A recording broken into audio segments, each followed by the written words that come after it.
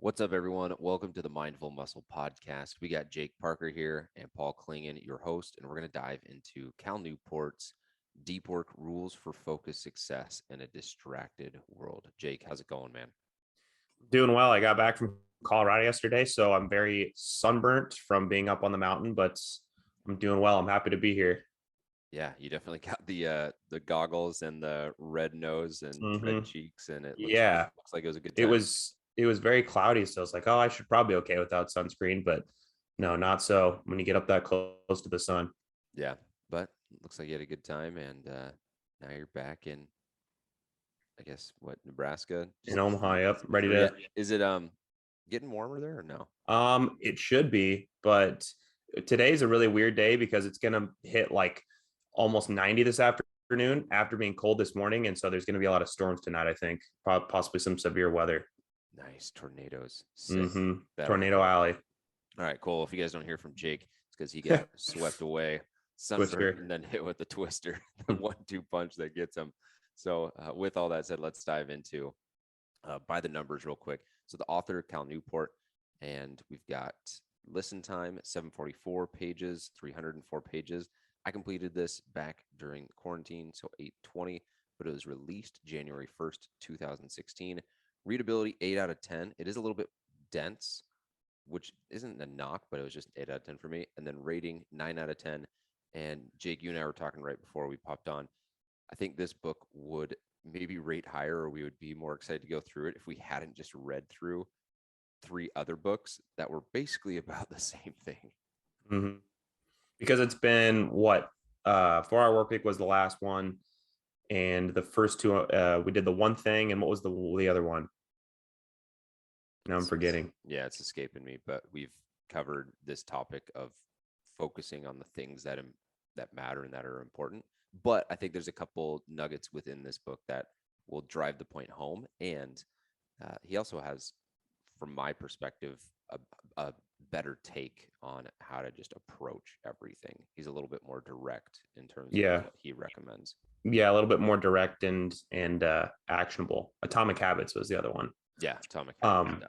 well, why don't you dive into that first? How is this book differently? How did you interpret it differently from some of the other ones that we've covered? Yeah, it almost reads like a very educational, or he's a professor, so you get that in terms of it's written in a way that would almost be like a textbook. Yeah, that's what I was gonna And say, like a guidebook. yeah, and so he talks about the elements. He breaks the book up into 2 sections. So anything that you do, if you want deep work, it's going to be valuable, it's going to be rare, and it's going to be meaningful. I think it'll be interesting to dive into the concept of something that you're passionate about versus something that is meaningful and being good at it. And because you're good at it, it can actually give meaning.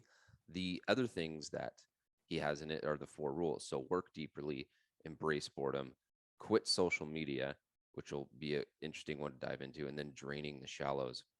And there was 2 specifically within quit social media and draining the shallows that I really resonate with, because whether it's fitness, whether it's social media, whether it's relationships, or what, everyone wants to find this gray line and figure out how they can skirt this gray line and say, oh, well, what if I do this? Like if I if I have 10 cookies instead of 11 cookies, then will I be good at dinner? And it's just, why are we so hell bent on trying to find the little loophole so that we can, in a way, like satisfy both sides, as opposed to just create a very clear line, like this is not good, this is good.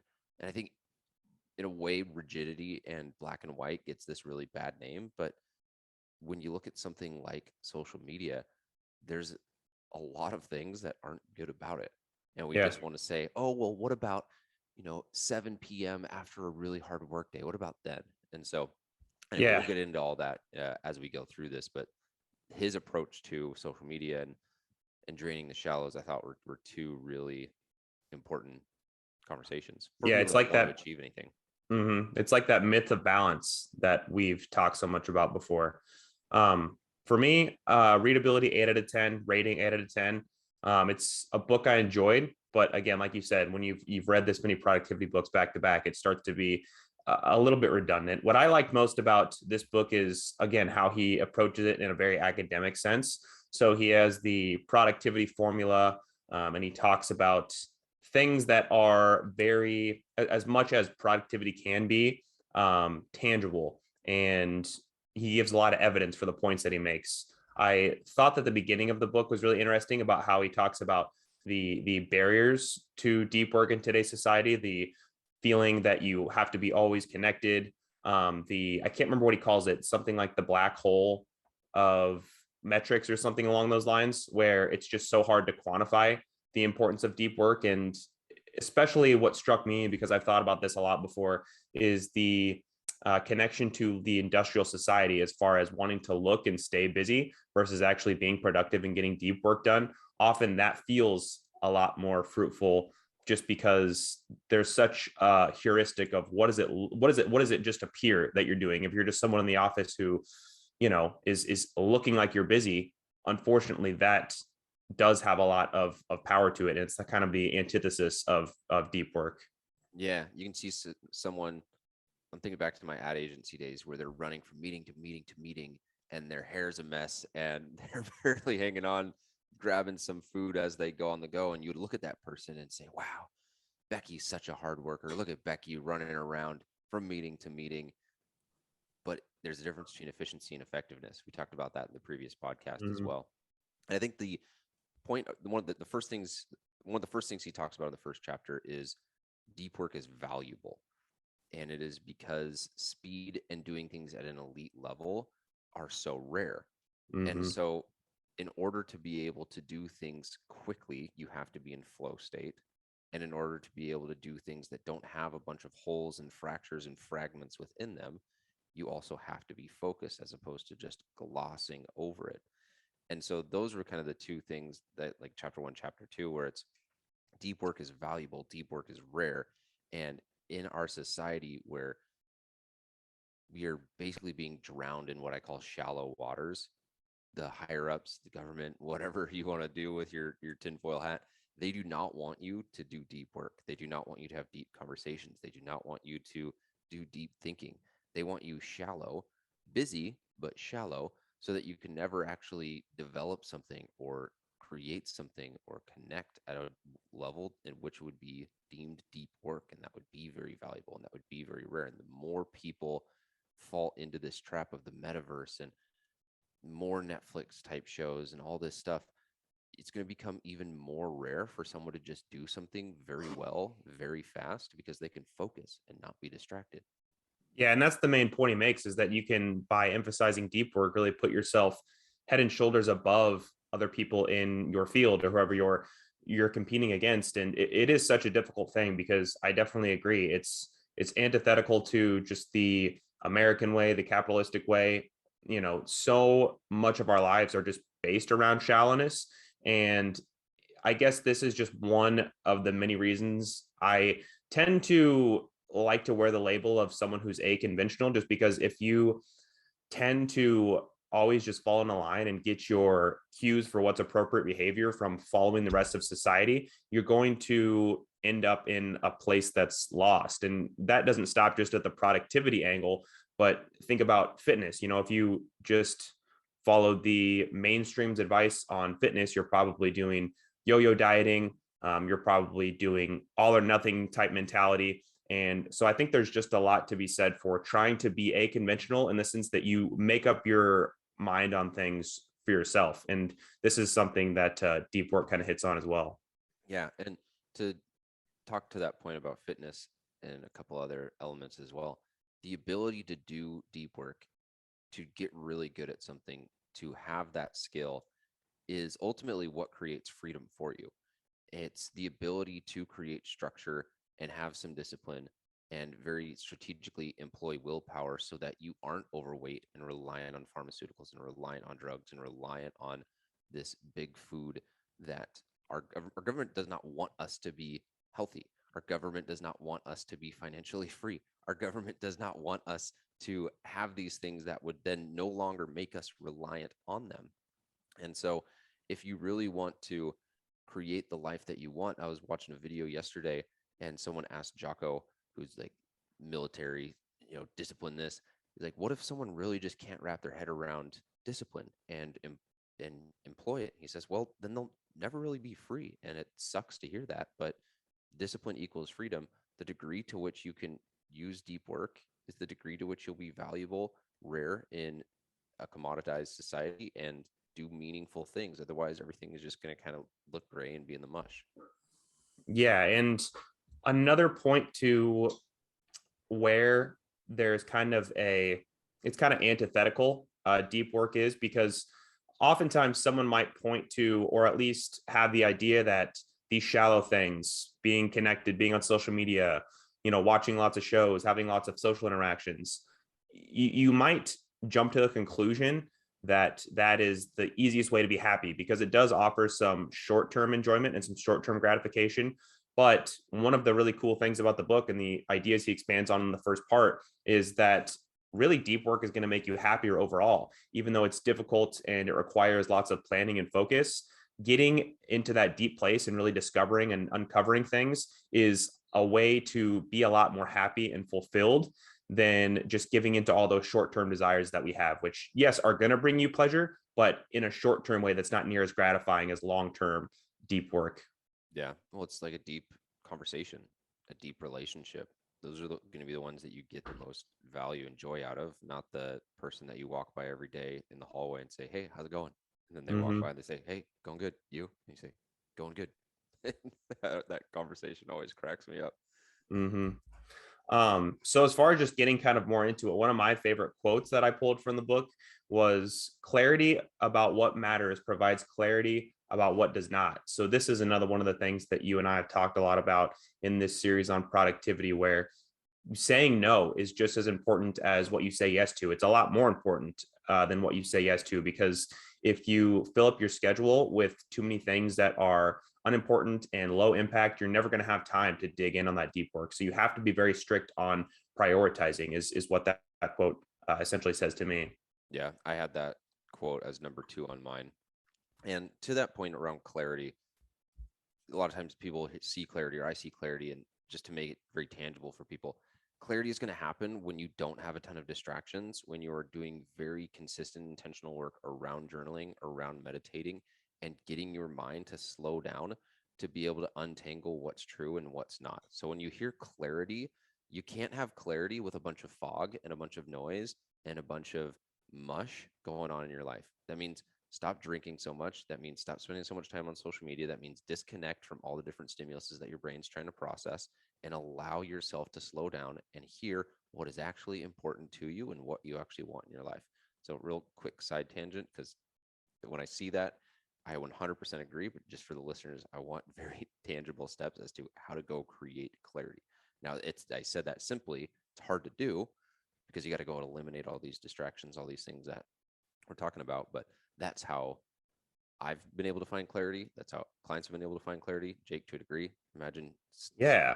Yeah. being I in the mean, it just goes mountains. back to, like, to me, it just reminds me of why we preach the importance of mindfulness so much to our clients, because I was just thinking about this today. I was having a conversation with a friend about mindfulness, and to me, it makes me a better, in every relationship I have, from, son, brother, friend, coworker, what have you. It makes me better prepared to make decisions about what I'm going to do with my time. It gives me an easier path to understanding the importance of things like exercise, because I can kind of take a step back and see what that does for me. There's just so much to stepping away from the constant rush of day-to-day life, and I use mindfulness to do that. I think that that's one of the most important things, and it's just such a high return activity for that reason. Yeah, absolutely. The first quote that I put was, if you don't produce, you won't thrive, no matter how skilled or talented you are. Mm-hmm. And that one always reminds me, I think I've mentioned it on this podcast, but the best ability is availability. And so you can be the best wide receiver in the NFL. You can be the best copywriter on your team. You can be the best whatever in your department. But if you're not able to be there, you're not able to produce, you're not going to be able to realize that talent. It's not going to matter. And so the point of being able to do deep work, that's where the production happens. So you can Mm-hmm. have the most creative mind imaginable, the next J.K. Rowling as a writer, But if you can't sit down and focus enough to be able to write, it doesn't matter. That's all going to get wasted. Yeah, yeah, and everyone's talented. It reminds me of, to bring in another sports analogy. There's a defensive end at Nebraska, Gregory, people might have heard of, who he's been in and out of the NFL, super talented defensive end, but he's failed a lot of drug tests for marijuana in the NFL. So he's had to just not be on a team for many years just because of that. And so it just goes to show that no matter how talented you are, you still are going to fall victim to you still have to obey the rules, essentially. And that's one example of a rule breaker, but there's just as many examples of someone who is extremely talented, but if they slack off and they don't have a work ethic, then you're not going to actualize that potential either. What's one of the most famous quotes of all time is talent, or what's the saying? Hard work beats talent when talent doesn't work hard. Yeah. This actually reminds me of something that I look back on in my own life and absolutely want to pull my hair out. In high school, I was gifted athletically. I was naturally athletic. When I got to college, everyone caught up to me. And I think if I had a totem or a very visual representation of how poor my mindset was, there was a shirt made by Nike, which also kind of grinds my gears that Nike would make this, that said lazy but talented across the chest. And I wore that shirt every single day like a badge of honor. And I have a couple pictures in college even where I'm at a party and I've got that shirt on, and I remember thinking that shirt was so funny. And here I am playing college baseball. I'm lazy but talented, partying. And now I look back on that and I want to go rip that shirt up and throw it and burn it in the woods and never see it again, because it just permeated this concept of, yeah, I've got all the talent in the world, but I'm lazy. Yeah, I smoke weed. Yeah, I just sit on my ass and play video games all day.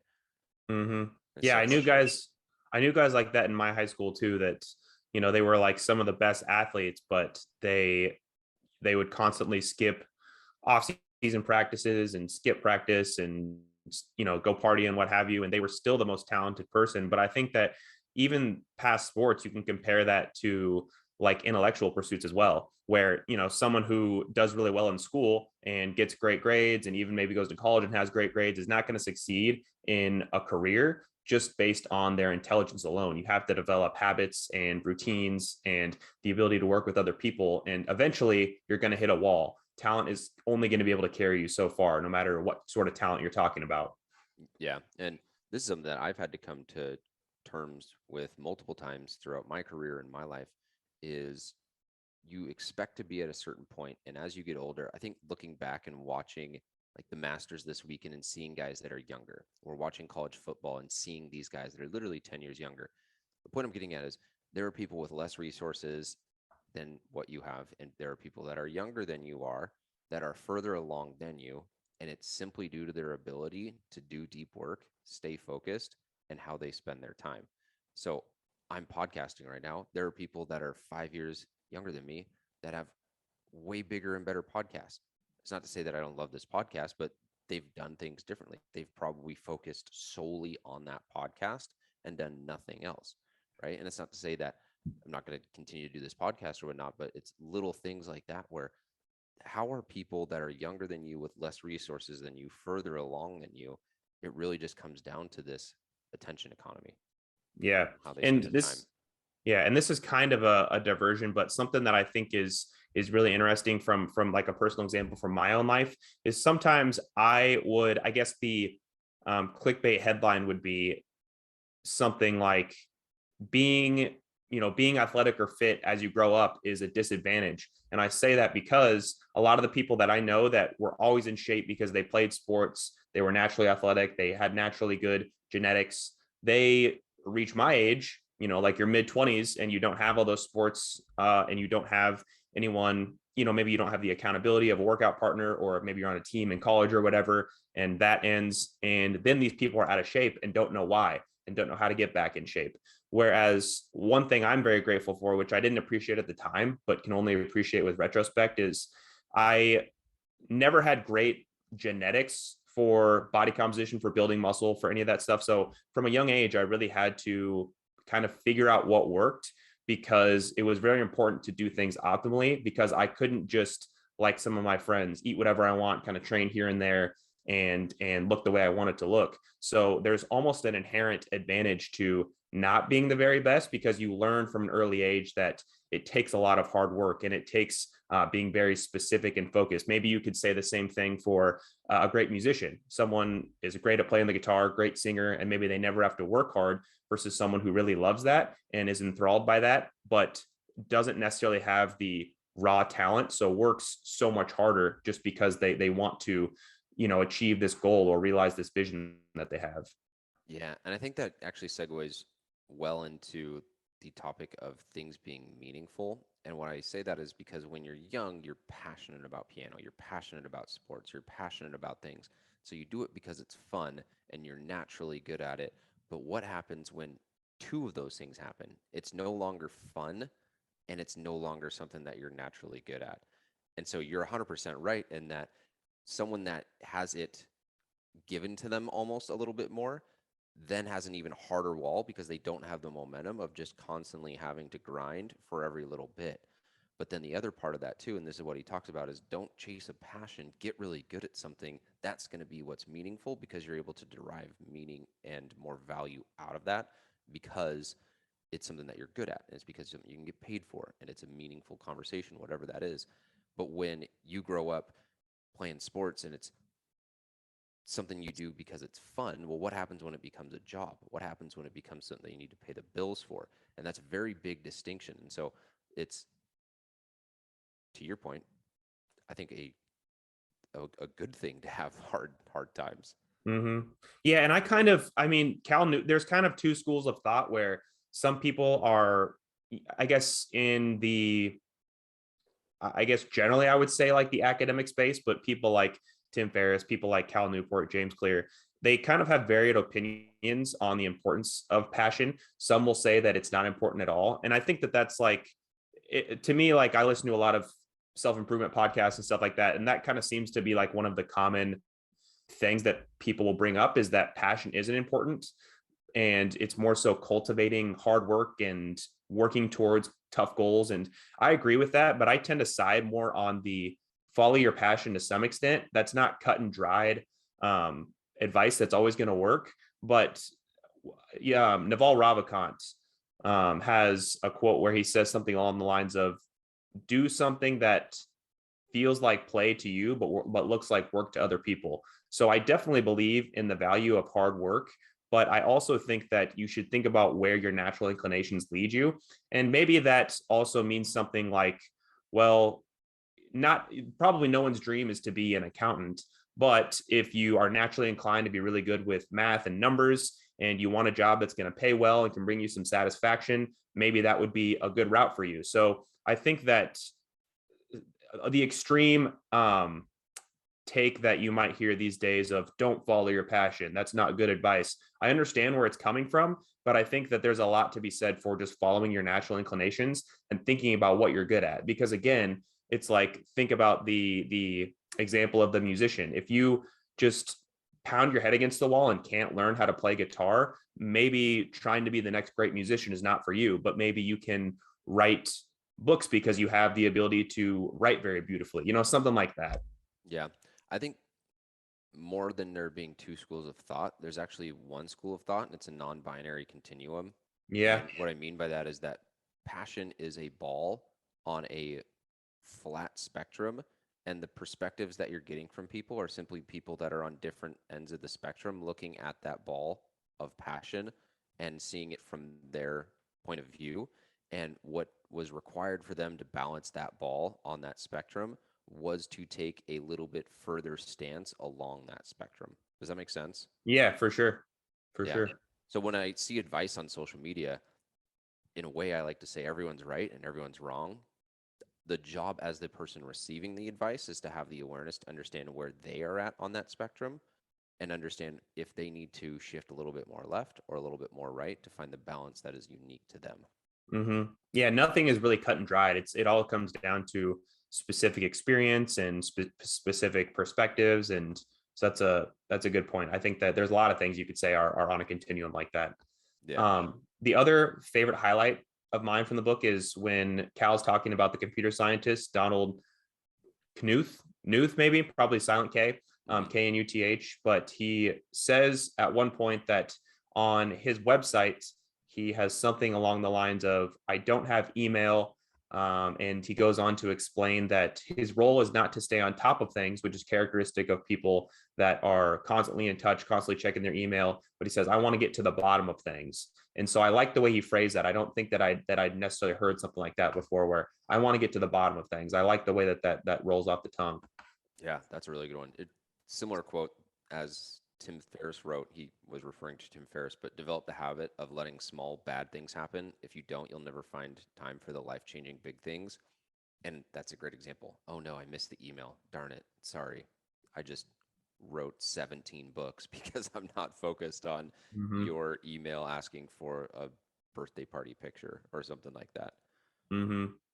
Yeah, and it's interesting too how, again, going back to the academic framework of this book, he is always giving examples of like, oh, you think that you're going to lose productivity because you're not on top of your email and I am all day. Well, here's a study that they did that literally purports that. So that's another really nice thing about the book, is that it's very evidence based.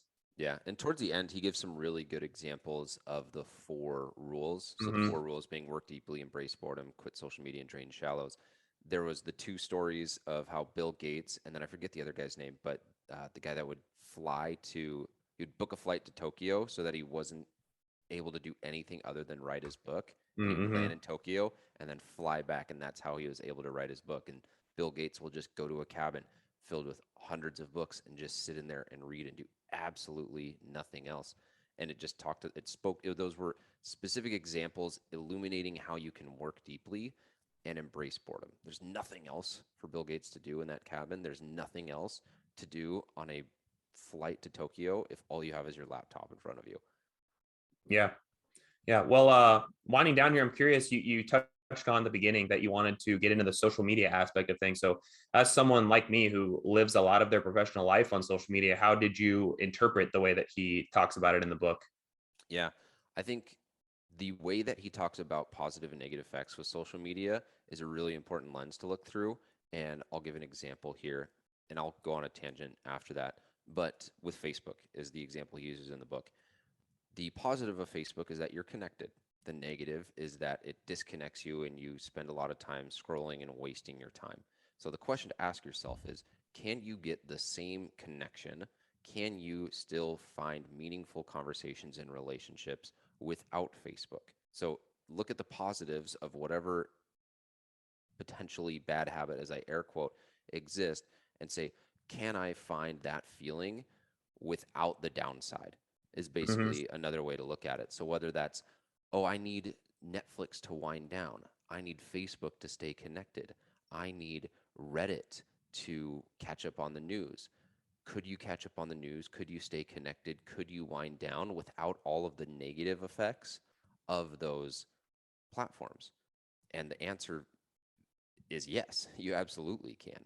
Now, there's also situations like ours where we have businesses and we have clients and we have the need to utilize these platforms, but then you got to ask yourself, am I using the platform or is the platform using me? Mm-hmm. And do everything that you can in your power to leverage the platform versus having the platform leverage you. So a good example of that, something that I'm working on, I can spend 5 hours a week posting on social media, or I can get really good at the skill of copywriting, filming, and nailing down an avatar and do paid advertising, where now that post gets posted millions of times without my needing to go and look at it. So that's a way of leveraging the platform. And obviously, that's very specific to business. It's very, it takes a lot of capital, a lot of money to go and do Mm-hmm. that. But ask yourself, if you're spending a ton of time on TikTok, I had a client say that she found so much more time in her day by removing TikTok and not scrolling at night. What is the positive effect that you're getting from something? And can you get that from something else that doesn't have the downside? Yeah. I mean, it's so tough to, I think that one of the most malicious parts about social media is that it's just so readily available. And it's such a, like, I find myself reaching for social media all the time just because I'm bored or anxious. And I think that for me, when I'm at my best, I am proud of the way that I use social media as a tool and don't let it use me. I think that that's a big thing that I try to focus on, which is it's difficult and it requires refocusing every single day on that. Yeah, totally. And the tangent I was going to go on at the end of this, we always promote joining the Facebook group or following us on social media or subscribing. There's a degree to which that's definitely valuable, and you should definitely continue to learn and educate and get information.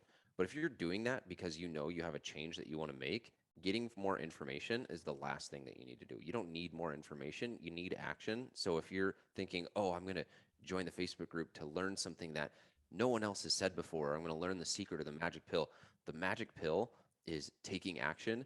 And to your point, what you were talking about earlier, kind of tied to deep work, people pay for certainty, they pay for speed. The ability to do things at a very elite level and the ability to do things fast is what Cal Newport talks about as doing something, that's what deep work is. And so, yeah, join the Facebook group. You're going to get a ton of tips. But if you're trying to make a significant change in your health and fitness and want to do that without the negative effects of social media, quit poking around at a bunch of free stuff and videos. Go find someone that you think can get you there fast and can get you there with certainty, and just take action and do it. So that Mm-hmm. was my little side tangent that I want to go on. Like, yeah, we're gonna say, hey, join our Facebook group. We're gonna say, hey, follow us. Hey, engage with us. All this stuff that happens on social media. But if you want to just leapfrog all of the distractions of social media and go actually take action and save yourself weeks, months, if not years, just go right to the source. Yeah, for sure. And just two things that come to mind for me, two things that have really improved my relationship with social media a lot is, and again, I usually preface these things with like when I'm at my best, because there's definitely a day, even multiple days that go by that I don't do this. But two things I typically do are I'll try to hold off until my goal is 11 a.m. To get on social media for the first time. Now, sometimes I have a post scheduled or, I'm just curious to look at something and will not always hold to that. But on my best days, I wait until 11 a.m. just so I make sure I get a good amount of work done, reading done, things that are important that I want to do. Because I know once I enter that cycle of getting on social media, it's hard to get away from it. And then the other thing that I do is I try to set a 2 hour time limit per day on my phone that basically is the accumulation of like iMessage, Snapchat, Instagram, all that stuff. I have dating apps on there too, just because those are another social media tool, and it'll set a limit. It'll tell me when I've reached 2 hours and lock those up. So those are two things that I found really useful to help kind of control my use and have a better relationship with social media. Yeah, totally. And that's one of the things he says in the fourth rule is drain the shallows. And a lot of people will think, okay, I get it, like less social media. But that can also mean have a hard cutoff time with work and allow 6 p.m. or 7 p.m. to when you go to bed to actually be a recharge time. Don't be checking your email. Don't be peeking around and seeing what you should be doing on a project. Disconnect so that you can completely recharge. And then what I'll do, and what I recommend people to do, is delete your social media during that time, re-download it, get your hit, get your fix, and then delete it and go to bed. And so if you're able to say, I have a picture that I want to post, I'm going to post it. It takes 2 seconds to download the Instagram app. You log in, you post it, you get your rush of dopamine, delete the app. You just gave yourself back 5 hours. Then the next time you want to go onto Instagram, you can go onto your desktop, which is so much less, I would say, addicting, and you have to intentionally be present. And you're going to be like, okay, I saw 10 posts. That was neat. Now I'm going to get back to work. And so those are two things that I think you can do to where it's like, I'm going to use social media, but I'm going to do it intentionally and Mm-hmm. remove so much of the downside. Yeah, for sure. Well, I think that pretty much does it as far as things I wanted to dig in on here. Anything else you're itching to talk about from the book? No, nothing else to talk about from the book. I think the last four books on productivity really just nail home the point of focus. And that Mm-hmm. is so important. And you're not going to get anywhere without focus. And if you fragment your efforts and you fragment your time and fragment your energy, you're going to get things done at 15, 20%.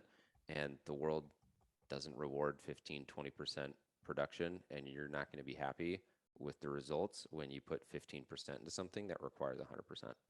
Yeah, couldn't say it better. Yeah. So our friends at Florida NutriFuel want to let you know that you can get a 15% off discount at their website, fullernutrifuel.com, link in the description. Get food delivered to your door on Sundays and Wednesdays. You're able to use my code Paul15 for 15% off. They're a Seattle-based meal prep company. I was just talking to them last week. They're looking to expand, but if you're in the Seattle region, definitely jump on that. We have so many clients, myself included, that it just saves so much time. I was actually doing research for a presentation that I'm putting together, and the average amount of time spent grocery shopping is 60 minutes a week. The average amount of time preparing and cooking food is 37 minutes a day. And so when you extrapolate that out over the course of a week or over the course of multiple weeks, plus travel time, plus cleaning up, you're you're saving yourself 3-4 hours at least a week. And because it's stuff that is much easier to stay in alignment from a health standpoint, you're going to see much better results because you're not running up against the willpower train that says, Yes. I don't want to cook. I'm just going to order Thai food. 5 months later of that, you're wondering where your belt went, and it's still there. It's just hiding. Yeah. Yeah. So It's, all these books, there's so many things they point to where it's just optimized to the best of your ability. And so couldn't yeah, be clearer than automating your food choices.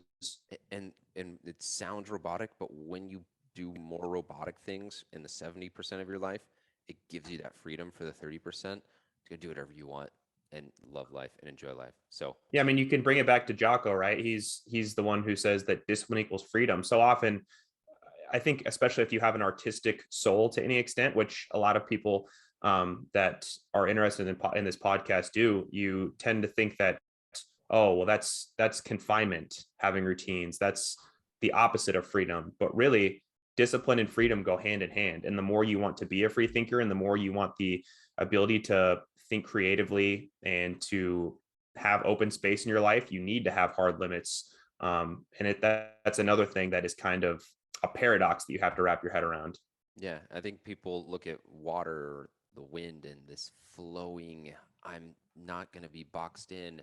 And even water gets confined. It all confines into the structure of a river. Clouds Actually, and tornadoes is what air gets confined to. So it's fine to flow, but there's always going to be a balance in nature and in life to where you need a mix of structure and flow. You can't just have everything floating. Otherwise, we'd be in a black hole of space. right. I think Cal took this from an article that he was researching for the book, but he said something like, and I'm trying to look it up now, but um, creative thinkers should think like, or should work like an accountant, but think like an artist, or something to that extent. I really enjoyed that too. Yeah. Says David Brooks summarizes the reality bluntly. Great creative minds think like artists, but work like accountants. Yeah. Cool. So think like an accountant, work like an artist, or what was it? Work like an accountant, think like an artist. Exactly. Yes. Okay, cool. You guys go do that.